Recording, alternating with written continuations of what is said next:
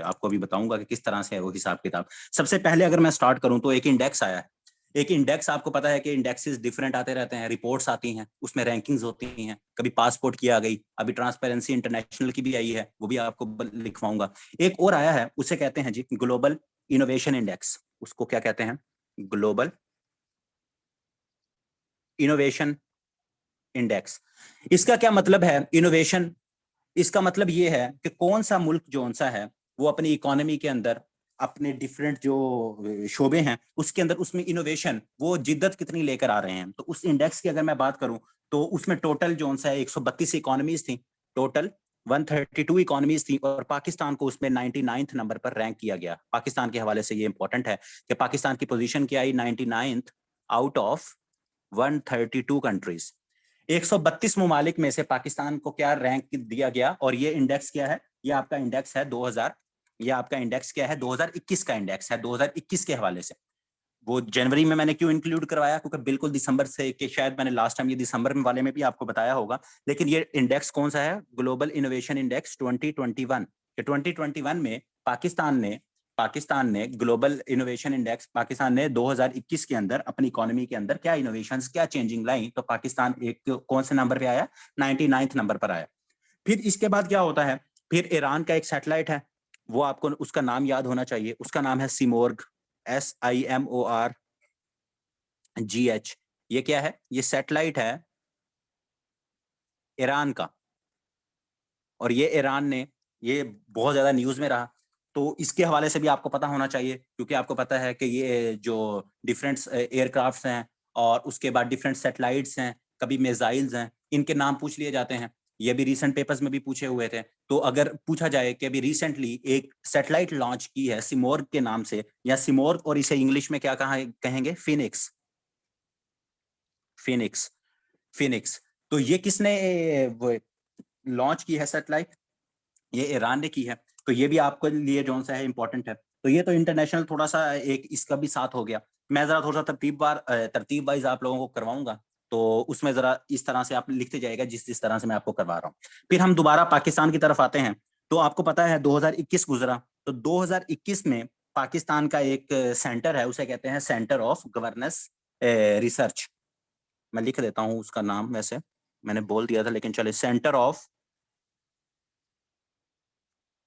जी जी, हर साल ही ये जो इंडेक्स होते हैं इन सब की हर साल ही रिपोर्ट आती है। ठीक है। तो सेंटर ऑफ गवर्नेंस रिसर्च, ये एक रिसर्च थिंक टैंक है पाकिस्तान का, सेंटर ऑफ गवर्नेंस रिसर्च। इन्होंने क्या कहा? इन्होंने एक इंसान को, एक बंदे को मैन ऑफ पाकिस्तान के लिए, पाकिस्तान की तरफ से, ये पाकिस्तान का है, ये इदारा कौन सा है? ये पाकिस्तान का है। इन्होंने मैन ऑफ 2021 का खिताब दिया कि जिस बंदे ने 2021 के अंदर बहुत ज्यादा काम किया इंसान ह्यूमन राइट्स के लिए, कॉन्स्टिट्यूशन के लिए, और उस बंदे का क्या नाम है? उसका नाम है अतर मिनल्ला, अतर मिनल्ला। काफी सारे लोग, अगर आप में से जो न्यूज़पेपर पढ़ते होंगे, न्यूज़ सुनते होंगे, तो उनको आइडिया होगा कि अतर मिनल्ला साहब कौन है। अतर मिनल्ला साहब, अगर किसी को नहीं आइडिया तो साथ लिख लें कि इस्लामाबाद हाई कोर्ट है जो आपकी, इस्लामाबाद हाई कोर्ट के चीफ जस्टिस हैं, उनका नाम है अतर मिनल्ला। और आपको 5 की 5 जो आपकी हाई कोर्ट्स हैं, और छठी अगर हम सुप्रीम कोर्ट को भी ऐड कर लें, उनके चीफ जस्टिस के नाम भी आने चाहिए। और सुप्रीम कोर्ट के चीफ जस्टिस भी जैसे चेंज हुए हैं, तो वो भी हम अभी आगे जाके देखेंगे।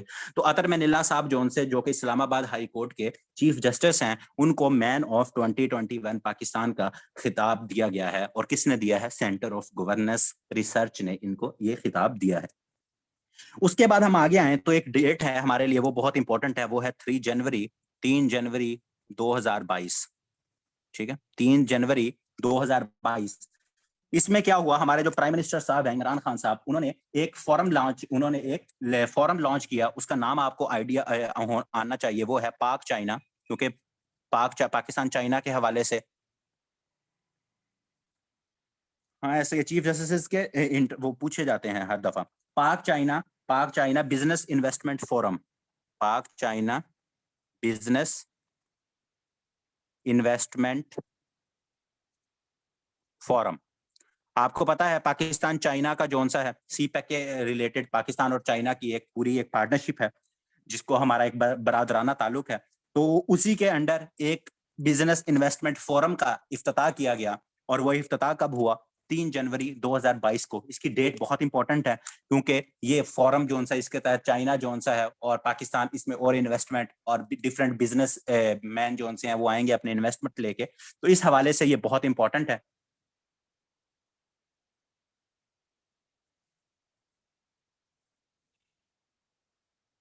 सिमोर्ग मैंने बताया था, सिमोर्ग जोन सी है वो सैटेलाइट है ईरान की।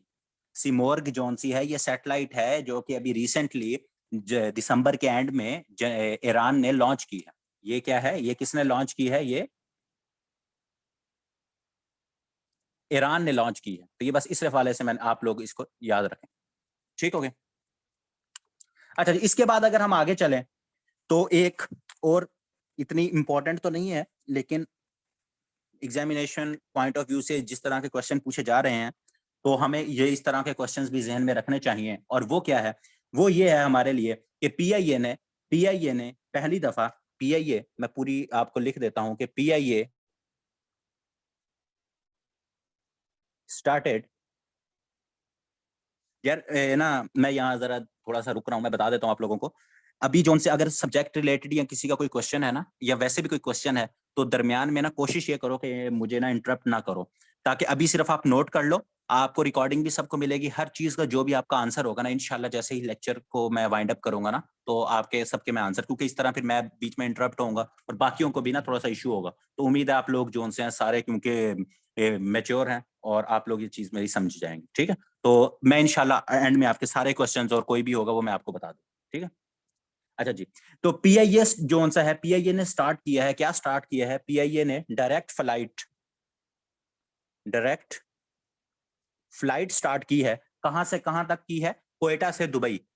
पहले क्वेटा से दुबई जोन सी है वो डायरेक्ट फ्लाइट नहीं जाती थी। आपको पता होगा काफी सारों के लोगों के रिश्तेदार जोन से हैं वो यहाँ से पाकिस्तान से बाहर भी हैं, तो आपको पता होगा कि दुबई से जोन सा है लाहौर आ गई, कराची चली गई।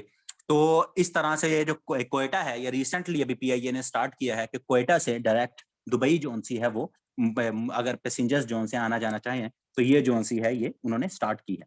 फिर उसके बाद एक रिसेंटली एक रिसर्च आई, उसके अंदर एक फिगर बहुत ज्यादा मीडिया के अंदर कोट हुई और वो हमारे लिए इंपॉर्टेंट है। वो क्या है? वो है हमारे पास $14 ट्रिलियन। ये साइन आपका डॉलर का, $14 ट्रिलियन। $14 ट्रिलियन ये क्या है? ये $14 ट्रिलियन आपने को याद होने चाहिए फिंगर टिप्स के ऊपर। ये एक रिसेंटली एक रिपोर्ट आई है, लीक डॉक्यूमेंट्स कहते हैं, उसके अंदर ये कहा गया है कि यूएस जो सा है, यूएस यूएस ने 20 साल की जंग के अंदर, 20 years वॉर, 20 साल जंग के अंदर यूएस ने, यूनाइटेड स्टेट ऑफ अमेरिका ने अपनी 20 साल की जंगों के अंदर $14 ट्रिलियन खर्च किए हैं।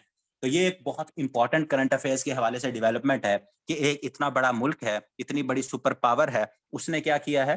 उसने $14 ट्रिलियन जो से हैं वो 20 साल अपनी, ये जो उसकी जंग, 20 साल का क्या मतलब कि 20 साल से अगर हम बात करें तो 2003 से ही, क्योंकि क्या कहते हैं 2001 से ही हम स्टार्ट कर लेते हैं, क्योंकि वहां से ही अफगानिस्तान के अंदर भी जंगे, इराक के अंदर भी जंगे, तो इन टोटल जंगों के अंदर कितना? $14 ट्रिलियन उन्होंने खर्च किया है। 2 मिनट रुके, अजान हो जाए फिर हम कंटिन्यू करते हैं। अच्छा जी, तो यूएस ने 20 सालों की जंगों के अंदर कितना? $14 ट्रिलियन जो हैं वो स्पेंड किए हैं। उसके बाद जनवरी का मंथ की अगर हम बात करें तो एक चीज बहुत ज्यादा डोमिनेट की, वो क्या थी? एक सेंट्रल एशियन, आपको मैंने जो मेरे पुराने बैच वाले हैं उनको मैंने ये चीज बताई हुई है कि एक मुल्क है सेंट्रल एशियन, उसका नाम है कजाकिस्तान।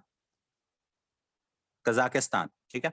अब कजाकिस्तान बहुत ज्यादा न्यूज में रहा ये मुल्क। तो जब ये मुल्क न्यूज में रहता है तो उसके हवाले से आपसे 3-4 क्वेश्चन है, पेट क्वेश्चन वो पूछे जा सकते हैं। जैसे अब वो क्या क्या हो सकते हैं? एक तो उसका कैपिटल, आप सब लोगों को पता होगा कि इसका कैपिटल क्या है जी? नूर सुल्तान। अगर किसी को नहीं पता तो वो लिख सकता है कि कजाकिस्तान का पुराने अभी जो कैपिटल है उसका क्या नाम है? नूर सुल्तान। और उसका क्या कहते हैं पुराना नाम क्या था? क्या कहते हैं, अल्लाह भला करे, अलमाती। और उसके बाद पहले, उससे पहले कैपिटल क्या था? अस्ताना। तो इस तरह से जोन से हैं, इनके रिलेटेड चीजें आपको पता होनी चाहिए। और जो करंट अफेयर्स के हवाले से ये है कि कजाकिस्तान में जो प्रोटेस्ट हुई वो क्यों हुई? वो इसलिए हुई कि वहां जो फ्यूल प्राइसेस थी वो इंक्रीज हो गई, फ्यूल प्राइसेस इंक्रीज हो गई थी। कजाकिस्तान के अंदर प्रोटेस्ट हुई और काफी वायलेंट प्रोटेस्ट हुई। वहां जो उनका जो प्रेसिडेंट साहब है वो एक तरह से डिक्टेटर ही समझे, तो उन्होंने क्या किया, उन्होंने बहुत ज्यादा फिर उनके खिलाफ उन्होंने इवन अपनी फौज को एक मौके के ऊपर ये भी ऑर्डर दे दिया। उनके जो प्रेसिडेंट है उनका नाम कासिम है, चले वो भी आपको लिखवा देता हूँ। उन्होंने एक टाइम पे ये भी ऑर्डर दिया कि अगर कोई प्रोटेस्ट करता बाहर नजर आएगा तो शूट एट साइट का ऑर्डर दे दिया कि जहां आपको कोई प्रोटेस्टर नजर आएगा, फौज को कहा कि आप उन पर गोली भी चला सकते हैं। तो कजाकिस्तान के हवाले से वहां प्रोटेस्ट हुई, किस वजह से हुई, फ्यूल प्राइस बढ़ गई थी उसकी वजह से प्रोटेस्ट हुई। और हमारे लिए इंपॉर्टेंट जैसे मैंने बताया उनके कैपिटल, इसी तरह उनकी करेंसी है टेंज, TENGE, ठीक है। और दूसरा अगर प्रेसिडेंट का आपने नाम लिखना है, उनके प्रेसिडेंट साहब का जो नाम है वो आप लोग लिख लें, उनका नाम है कासिम।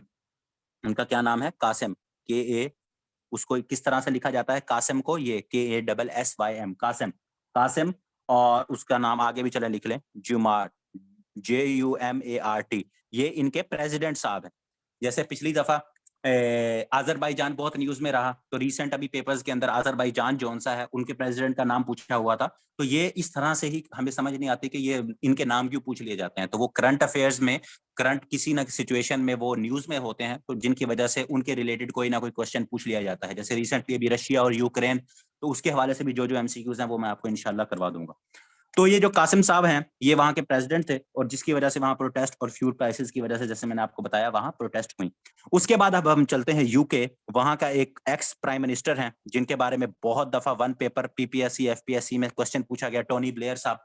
कि टोनी ब्लेयर साहब कहाँ के प्राइम मिनिस्टर हैं? तो ये आप लोग जब बचपन में छोटे होते होंगे तो आपने कहीं ना कहीं इसका नाम सुना होगा, सद्दाम हुसैन के साथ टोनी ब्लेयर। ये बर्तानिया के पुराने प्राइम मिनिस्टर हैं, एक्स प्राइम मिनिस्टर ये रहे हैं टोनी ब्लेयर साहब।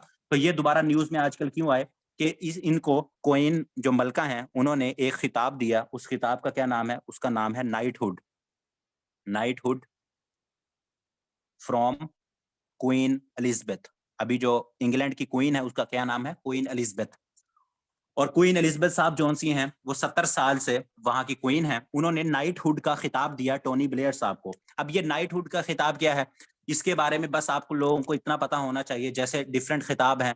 जैसे हमारे पाकिस्तान में अभी बिल गेट्स साहब आए हुए थे, उन्हें हिलाले पाकिस्तान का खिताब दिया गया।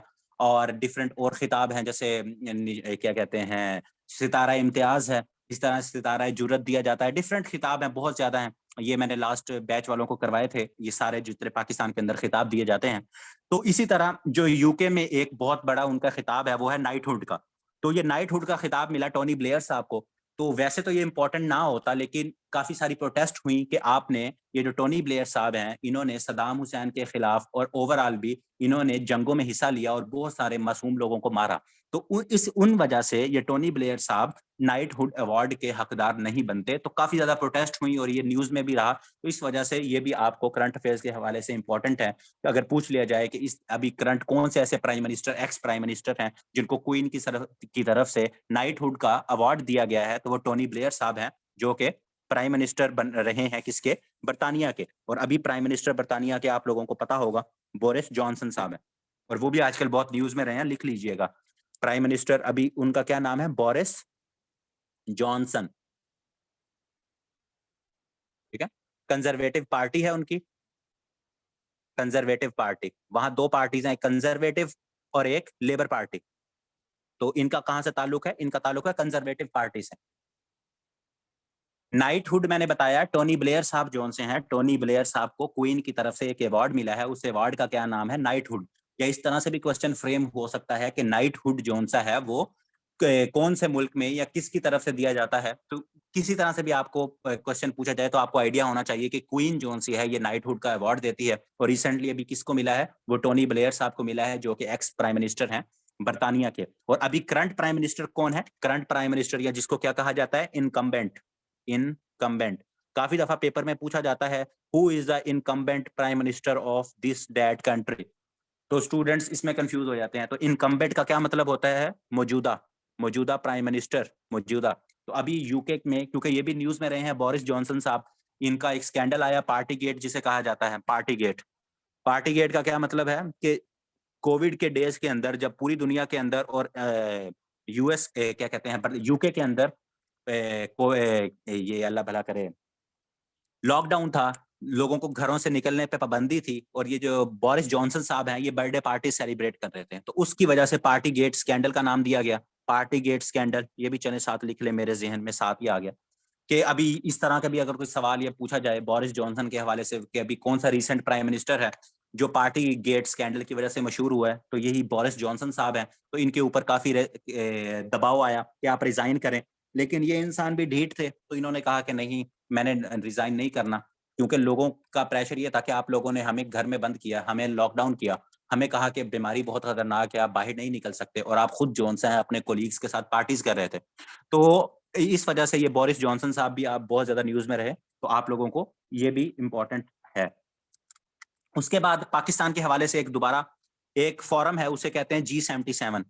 बाकी हमने बहुत ज्यादा फोरम्स जो आपके ग्रुप्स हैं, G7 है, D8 है, और बाकी आपके G10 डिफरेंट आपके डिफरेंट छोटे छोटे ये ग्रुप्स बने हुए हैं, उनको हमने डिटेल में देखा है।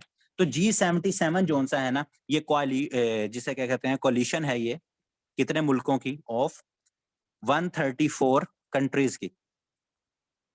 इसका नाम क्या है, G77। एग्जामिनर क्या करता है, ये पहले भी एक दफा सवाल पूछा गया है कि G77 के अंदर या ये G77 कितने मुल्कों की कोalition है। तो हम समझते हैं जैसे G7 है या P5 है, तो P5 में 5 कंट्रीज होंगे, G7 है तो 7 मेंबर होंगे। तो हमें लगता है कि G77 के कितने कंट्रीज मेंबर होंगे, या इसका जो हिस्सा है वो कितने हैं, 77 ही होंगे। लेकिन इसके ओरिजिनल मेंबर, इसके जो कंट्रीज ये कितने हैं, 134 कंट्रीज हैं। एक तो इटसेल्फ ये जोन सा है आपका एक क्वेश्चन है कि इसमें टोटल कितने मेंबर हैं, इसमें मेंबर कंट्रीज इसके कितने हैं, या जो इसका हिस्सा है वो है 134 कंट्रीज। और ये जोन सा है, अगर मैं इसकी बात करूं साथ, वैसे अगर आपने लिखना होगा तो इसका हेडक्वार्टर कहाँ है, न्यूयॉर्क के अंदर। न्यूयॉर्क, न्यूयॉर्क के अंदर इसका क्या है जी, न्यूयॉर्क के अंदर इसका हेडक्वार्टर है। और ये 1964 के अंदर बनी थी, 1964 के अंदर ये बनी थी। 1964 के अंदर ये कोalition बनी ग्रुप्स की, और ये है क्या, ये डेवलपिंग कंट्रीज हैं। ये कंट्रीज कौन से हैं, ये भी अगर आप लोगों से कभी पूछा जाए, डेवलपिंग कंट्रीज जो अभी डेवलप, उनकी इकोनॉमीज इतनी स्ट्रांग नहीं हुई, लेकिन आहिस्ता आहिस्ता जोन सी हैं वो ग्रो कर रही हैं। डेवलपिंग कंट्रीज का एक और फॉरम भी है जिसको हमने पढ़ा था, उसको कहते हैं D8। ये भी साथ, जो मेरे दूसरे ओल्ड स्टूडेंट्स हैं बैच वाले, उनको पता होगा D8। ये भी सवाल ओल्ड है, रिपीटेड क्वेश्चन है कि D8 फॉरम जोन सा है वो कौन से मुल्कों का एक फॉरम है, डेवलप्ड कंट्रीज जो कि फुल डेवलप्ड हो चुके हैं, या डेवलपिंग कंट्रीज जो अभी डेवलप हो रहे हैं। तो एक D8 है डेवलपिंग कंट्रीज का फॉरम, और दूसरा G77 जोन सा है, ये किसका फॉरम है, ये भी डेवलपिंग कंट्रीज का फॉरम है। और ये सारी चीजें जो मैंने इतनी इसके बारे में आपको बताई हैं, ये बताने का मकसद क्या है, ये बताने का मकसद ये है कि अभी इसको, इसकी जो चेयरमैनशिप है, इसकी जो चेयरमैनशिप है वो कौन से मुल्क के पास गई है, तो वो इंपॉर्टेंट है, वो है आपका और हमारा मुल्क पाकिस्तान। अगर पूछा जाए कि G77 का चेयरमैन कौन है, या इसके अगर मैं इसको आगे से रिमूव करके यहाँ लिख दूं, जिस तरह आपसे अगर स्टेटमेंट जो आप लोगों से पूछी जाएगी, वो पूछी जाएगी कि who is the current chair of G77। तो अभी 2022 जनवरी 2022 के अंदर किस मुल्क को इसकी चेयरमैनशिप दी गई है, या चेयर दी गई है, सिंपल चेयर भी लिखा आपको मिलेगा काफी सारी जगहों पर, तो वो कौन सा मुल्क है, वो पाकिस्तान है। अब पाकिस्तान इस फोरम का चेयरमैन बना है, प्रेसिडेंट बना है, इसकी सरबराही करेगा। और ये ग्रुप क्या है, डेवलपिंग कंट्रीज का ग्रुप है, G77 इसे कहते हैं। लेकिन इसके अंदर टोटल मुल्क कितने हैं, 134 कंट्रीज हैं, और 134 कंट्रीज हैं, और इसका हेडक्वार्टर जो सा है वो कहाँ है, वो न्यूयॉर्क के अंदर है। और 1964 के अंदर ये कोalition जोन सी है, ये ग्रुप जोन सा है डेवलपिंग कंट्रीज का, ये बना था कि जो डेवलपिंग कंट्रीज की जो मुश्किलात हैं, जो मसले मसाइल होते हैं, हम इसको डिस्कस कर सकें। अच्छा जी, उसके बाद अगर हम देखें तो आप लोगों को एक चीज, क्योंकि हम जनवरी में वो जिसे कहते हैं कि आहिस्ता आहिस्ता आगे, जैसे 3 जनवरी, उसके आगे आगे जो इवेंट्स थे वैसे जा रहे थे, तो 8 जनवरी को एक इवेंट होता है, 8 जनवरी 2022। 2022 लिखने की जरूरत नहीं है, आप लोगों को उसका पता है कि अब हम 2022 की ही बातें कर रहे हैं। तो 8 जनवरी को एक इवेंट होता है, उस इवेंट का क्या नाम, सॉरी नाम क्या कहना है, एक दर्दनाक इवेंट हुआ। वो क्या था, वो आपका मरी की जो ट्रेजेडी हुई, मरी,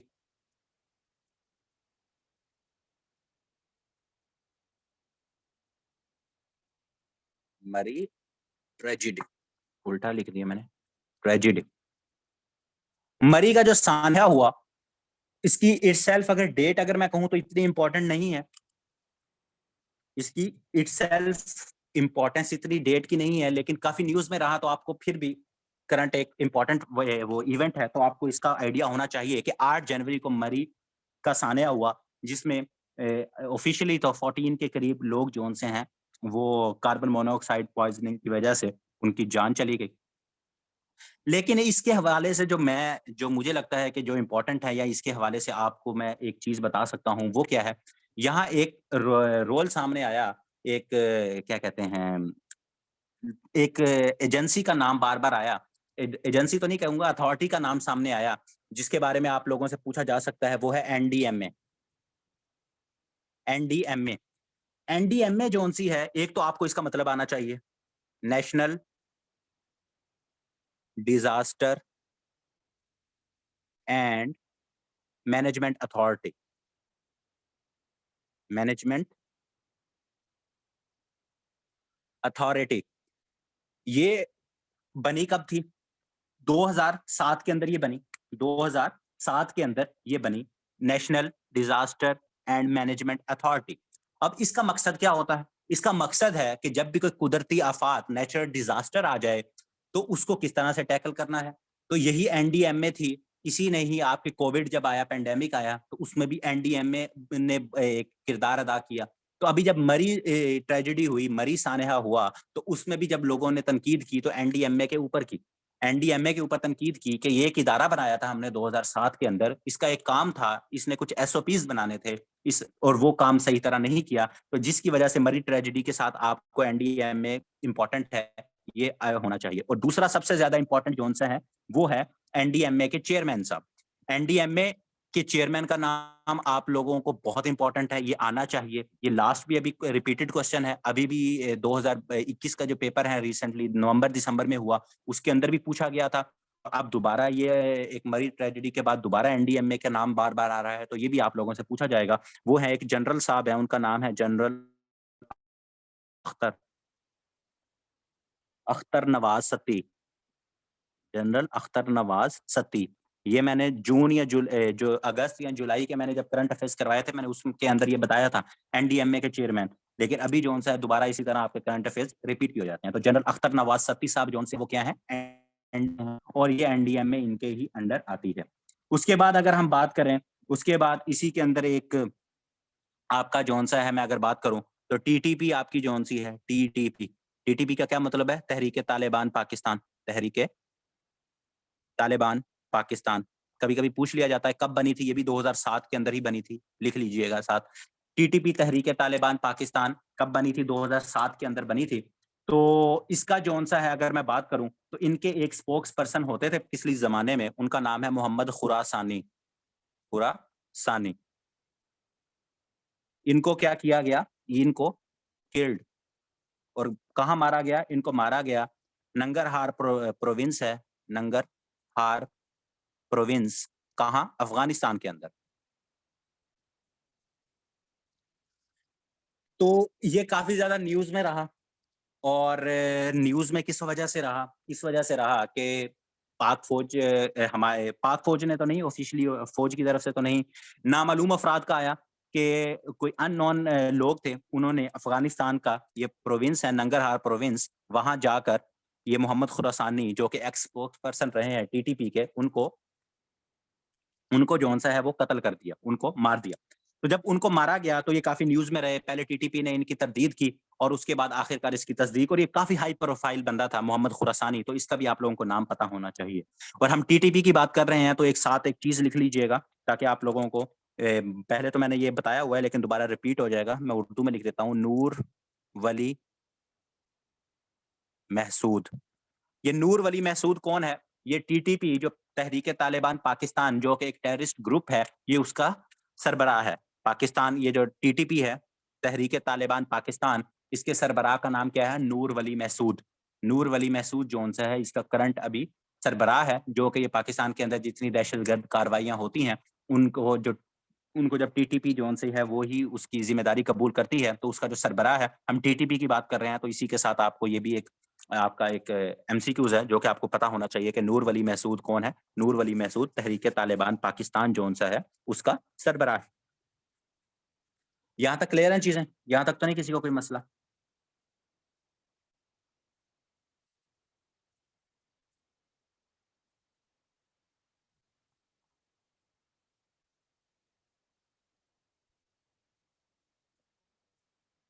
चलें जी, ठीक है। अच्छा जी, उसके बाद जैसे मैंने आपको बताया कि अभी यूएस यूक्रेन, ये क्या कहते हैं, यूक्रेन का मसला चल रहा है, रशिया का मसला चल रहा है।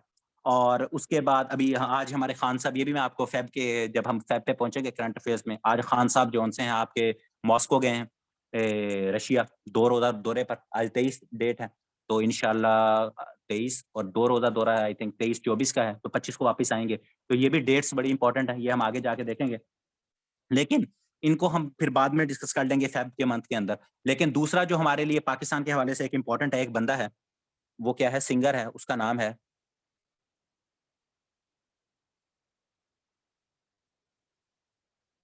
G77 की 1 ईयर, 1 ईयर, उसका नाम है जी शहजाद रॉय। अब शहजाद राय कौन है? ये सिंगर है। शहजाद राय हम सबको पता है कि शहजाद राय कौन है, एक सिंगर है। हमारे लिए इंपॉर्टेंट क्यों है कि अभी रिसेंटली पाकिस्तान की गवर्नमेंट की तरफ से इनको एम्बेसडर बनाया गया है, इनको ब्रांड एम्बेसडर बनाया गया है। किस चीज के लिए, वो मैं आपको बताता हूँ। इनको ब्रांड एम्बेसडर ऑफ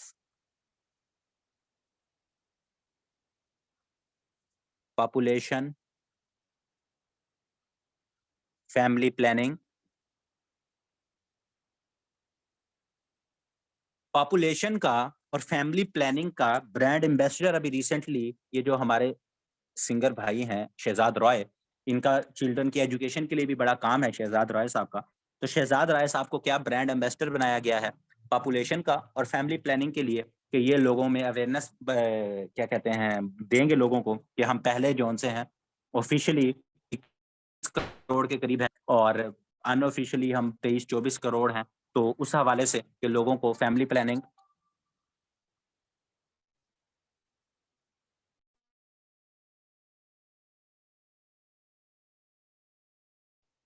अच्छा जी, तो फैमिली प्लानिंग के जो एम्बेसडर हैं वो कौन बने हैं? वो शहजाद राय साहब जो कि एक सिंगर हैं, उनको फैमिली प्लानिंग का एम्बेसडर और पॉपुलेशन कंट्रोल के लिए उनको बनाया गया है।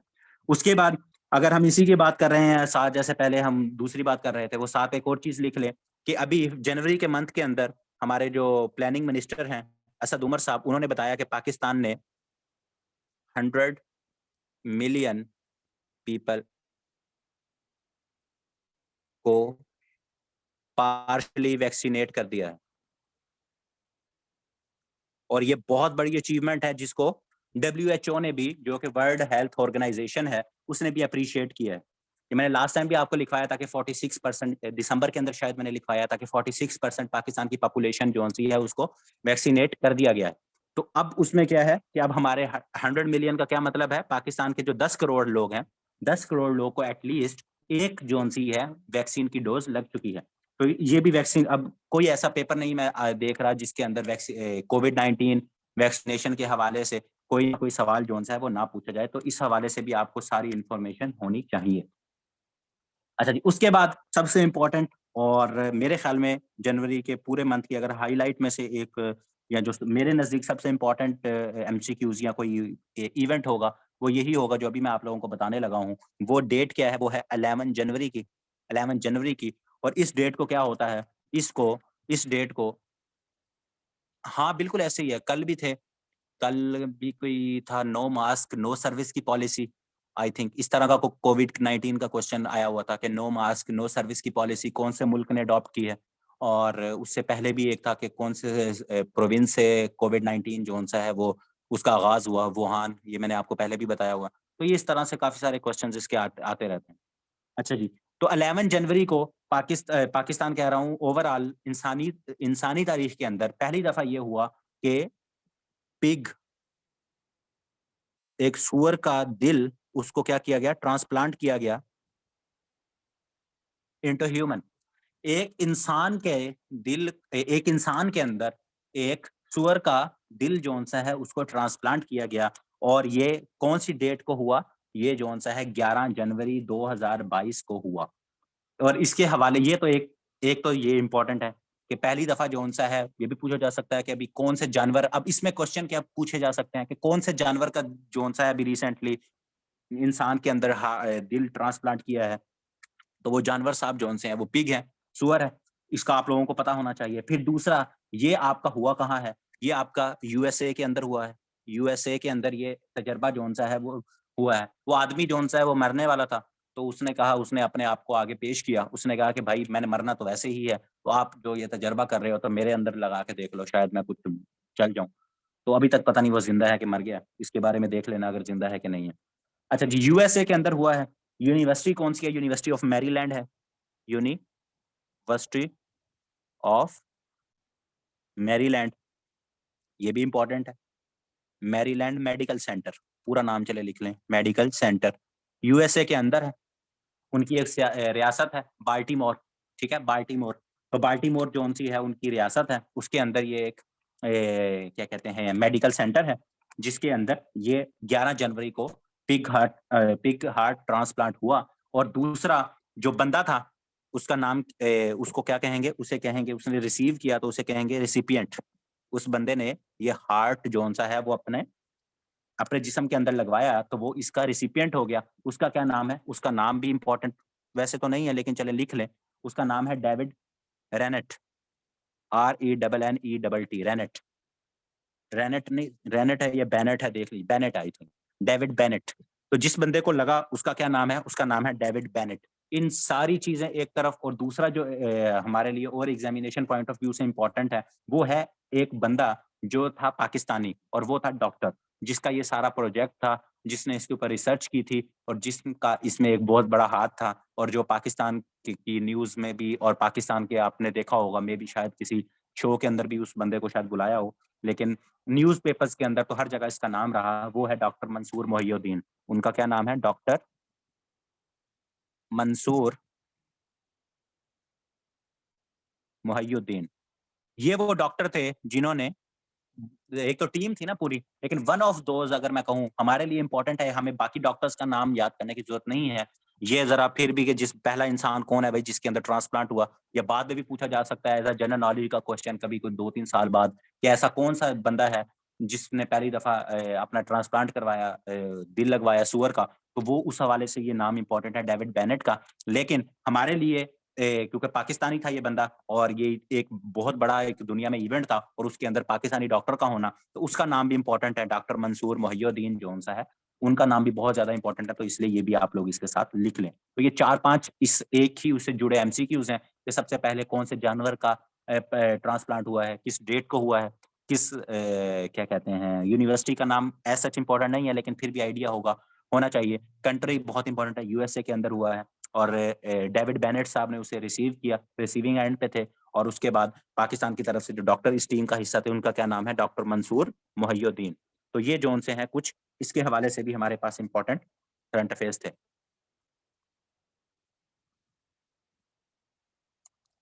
थक गए हैं? अभी तो क्लास स्टार्ट हुई है, इतनी जल्दी थक गए हैं क्या?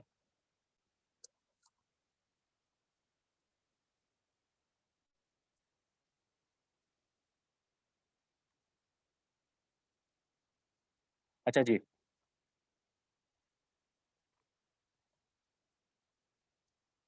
हाँ, ये पुराने स्टूडेंट्स को पता है कब तक चलेगी।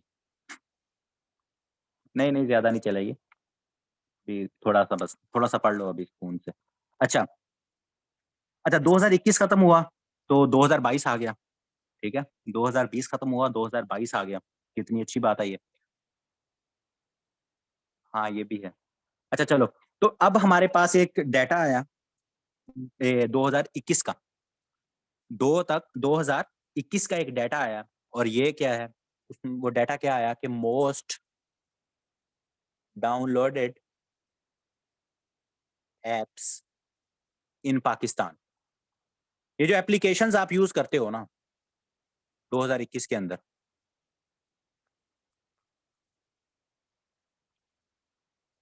चलो लिखो लिखो, शाबाश। अच्छा, 2021 में पाकिस्तानियों ने सबसे ज्यादा जो एप्स डाउनलोड की हैं, उनमें से कौन सी हो सकती हैं? किसी को कोई आइडिया है? तुक्का लगाओ वैसे। आपके नजदीक बिटकॉइन, व्हाट्सएप, टिकटॉक। टिकटॉक वाले थोड़ा सा करीब है। सारे ही गलत हो, सारे ही गलत हो। सबसे नंबर 1 पे जो है वो है आपकी फेसबुक, एफबी, मार्क जकरबर्ग। ठीक है, सबने तुक्के लगाए लेकिन सबके तुक्के गलत। ठीक है, तो पाकिस्तान में 2021 में मोस्ट डाउनलोडेड ऐप जौन सी है वो क्या है? फेसबुक। और फेसबुक क्या है? ये एप्लीकेशन है, याद रखिएगा, फेसबुक एप्लीकेशन है, सोशल मीडिया एप्लीकेशन है।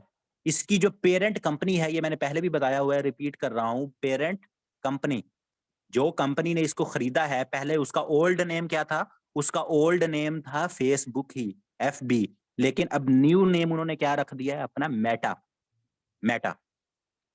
ये दो, ये इसमें कंफ्यूज नहीं हो जाना। फेस आप कहो कि सर फेसबुक क्या हो गया? फेसबुक तो वैसे ही लिखा आता है, आप कैसे कह सकते हैं कि मेटा है?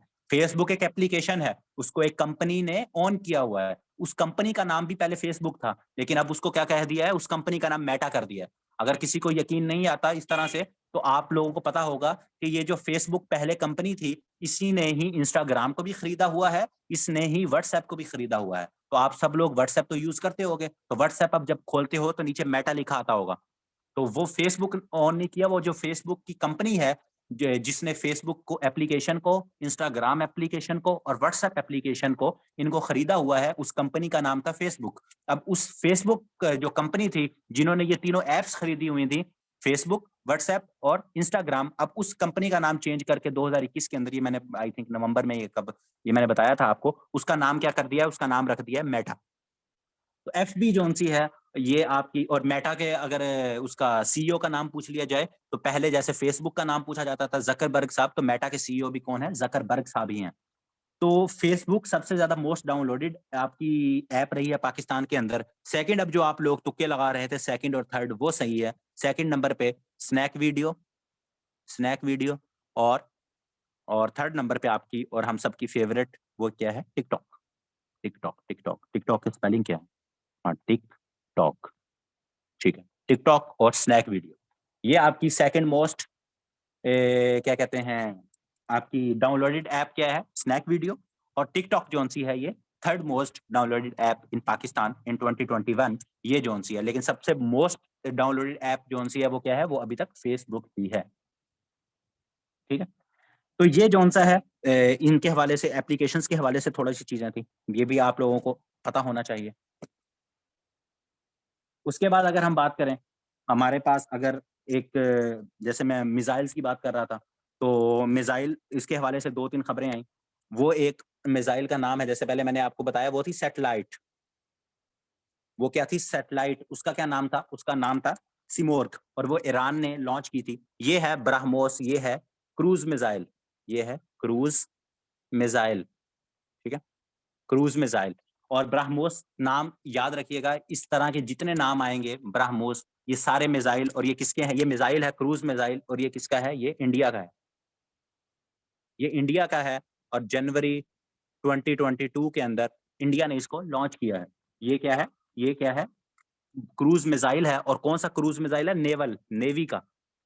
बहुत ज्यादा इसके बारे में जो सा इंटरनेशनल मीडिया तारीफ कर रहा है इसकी। इसकी रेंज बहुत अच्छी है, और ये क्रूज मिसाइल है। और क्रूज मिसाइल के साथ थोड़ा सा लिख लीजिएगा, ये क्या है? ये नेवल तो है, लेकिन ये सुपरसोनिक, सुपरसोनिक क्रूज मिसाइल है। और दूसरा ये इंपॉर्टेंट इस वजह से है कि अभी रिसेंटली, अभी 2022 जनवरी के अंदर ही इंडिया ने इसका नेवल क्रूज मिसाइल का तजर्बा किया है। और एक मुल्क है, उसका नाम है फिलीपाइंस, उसका नाम है फिलीपाइंस या फिलीपींस। उसने कहा है कि हमें ये मिसाइल चाहिए। फिलीपींस ने इस क्या कहते हैं, मिसाइल को खरीदने में दिलचस्पी भी जाहिर कर दी है, कि उन्होंने कहा है कि भाई आपने अभी तजर्बा ही किया है, तो ऐसे करें जल्दी जल्दी हमें जोन सा है ये मिसाइल, जोन सा है वो दे दें। तो इसके बाद अभी पाकिस्तान के भी एक दो मिसाइल तो नहीं है, एक त्यारा है, उसके बारे में आपको ये अभी फैब की है, जब करंट अफेयर्स पे पहुंचेंगे तो वो भी बताऊंगा। वो भी बहुत ज्यादा इंपॉर्टेंट है। तो उसके बाद अगर हम देखें, तो एक और न्यूज में एक बंदा रहा, उसका नाम है अफगान एम्बेसडर। पाकिस्तान का एम्बेसडर कौन है अफगानिस्तान की तरफ? मैंने लिखवाया हुआ है, जल्दी बताओ, जल्दी, जब तक मैं ये लिख लूं। Afghanistan ambassador to Pakistan,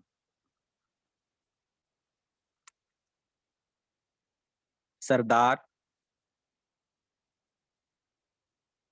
Ahmad Shakib, Sadiq, Sadiq, Mohammad Sadiq. अच्छा जी, और कोई?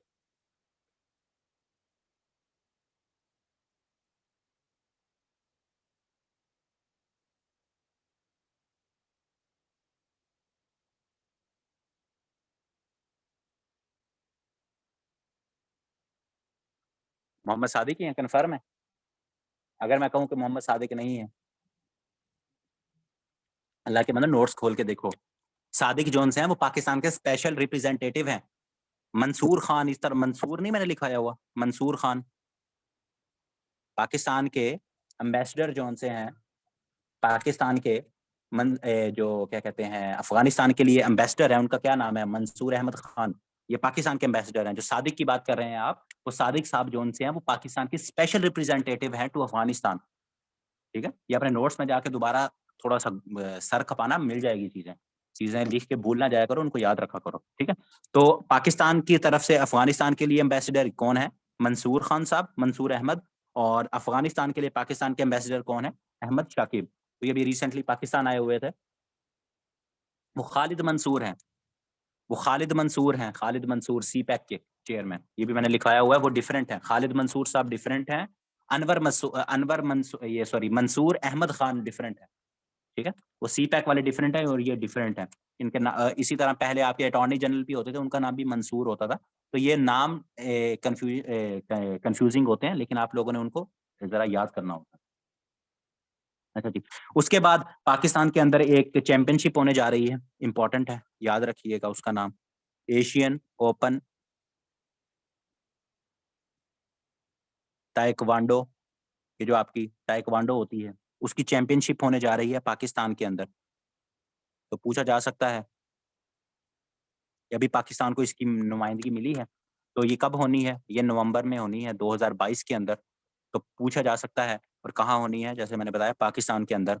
कि टाइक्वांडो या एशियन ओपन टाइक्वांडो जो सी है 2022 के अंदर, उसका होस्ट मुल्क कौन सा होगा? तो इस तरह से जब भी कोई सवाल या पूछा जाए कि 2022 का होस्ट एशियन टाइक्वांडो चैंपियनशिप का कौन होगा, तो आप लोगों को आइडिया होना चाहिए कि उसका होस्ट कौन होगा। पाकिस्तान होगा। ठीक है, तो पाकिस्तान जोन सा है एशियन ओपन टाइक्वांडो चैंपियनशिप को होस्ट करेगा। तो ये पाकिस्तान के रिलेटेड तीन चार चीजें थी। पाकिस्तान के लिए एम्बेसडर मैंने बता दिए, पाकिस्तान के एम्बेसडर बता दिए वहां। उसके बाद पाकिस्तान के रिलेटेड एक और चीज जो हमने याद रखनी है, वो एक इंडेक्स, जैसे हमने पहले इनोवेशन इंडेक्स किया है, इसी तरह एक इंडेक्स आता है, उसका नाम है Henley passport index. Passport index, Henley passport index क्या आया है? 2021 का आया है। क्योंकि अभी तो 2000 क्या कहते हैं 22 तो अभी स्टार्ट हुआ है ना। तो 2021 का ये जो इंडेक्स आया है ना, हेनले पासपोर्ट इंडेक्स, इसके अंदर थर्ड कंजेक्टिव ईयर, मतलब थर्ड, मैं यहाँ लिख देता हूँ, four third consecutive year Pakistan ranks, Pakistan ranks लिखने से अच्छा क्या लिखे? Pakistan passport ranks fourth worst passport in the world. तीसरे कंजेक्यूटिव साल, मतलब 2020 से पहले, 2021 से पहले 20 और 2019, इन तीनों सालों में पाकिस्तान के पासपोर्ट को दुनिया का चौथा बदतरीन पासपोर्ट कहा गया है। पाकिस्तान के पासपोर्ट की वैल्यू दुनिया के चौथे जोन, तो इसके पाकिस्तान से नीचे कौन से हैं? सिर्फ तीन मुल्क हैं सबसे बदतरीन मुल्क पासपोर्ट के हवाले से, तीन मुल्क, उसके बाद चौथे नंबर पे पाकिस्तान। और ये तीसरा कंजेक्टिव साल है 2019, 2020 और 2021। ठीक हो गया, जिनमें क्या कहा गया है उन्होंने कि पाकिस्तान का जो सा पासपोर्ट है वो फोर्थ वर्स्ट पासपोर्ट है। 4th वर्स्ट पासपोर्ट है। और अगर मैं पोजीशन की बात करूं तो ये पाकिस्तान की 108th पोजीशन बनती है। और ये भी पूछ लें कि हेनले पासपोर्ट इंडेक्स के अंदर पाकिस्तान की पोजीशन क्या है 2021 के अंदर, तो एक 108th पोजीशन बनती है पाकिस्तान की। और अगर मैं सबसे, जिसे कहते हैं कि सबसे हाईएस्ट रैंक जिसको किया गया है पासपोर्ट को, ये भी आपका ओल्ड क्वेश्चन है, बार बार पूछा जाता है। तो 2 मुल्क हैं, याद रखिएगा, Japan plus Singapore. Japan plus Singapore zone से हैं, ये दोनों मुश्तरका तौर पे पहले नंबर पर आए हैं, इनकी फर्स्ट रैंकिंग है। और वर्स्ट जोन सा है वो क्या है, वो आपका अफगानिस्तान है। वर्स्ट जोन सा है अफगानिस्तान है, उसके बाद जोन सा है आपका सीरिया भी है, इस तरह वो सोमालिया वगैरह वो आ जाते हैं कंट्रीज। लेकिन वर्स्ट आपको पता होना चाहिए, वर्स्ट आपका क्या है, अफगानिस्तान।